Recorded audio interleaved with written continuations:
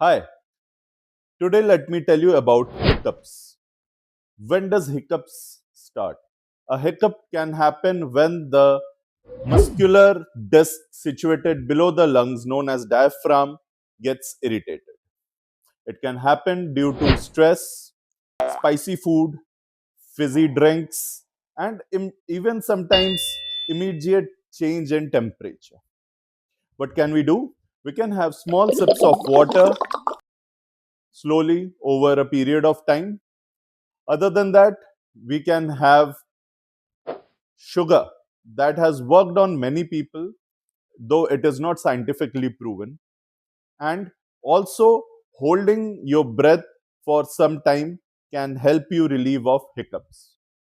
If your hiccups continue for more than 48 hours, then you must take an advice of a doctor, a medical professional. Because hiccups might be a simple thing, but they can be underlying factor for many serious conditions.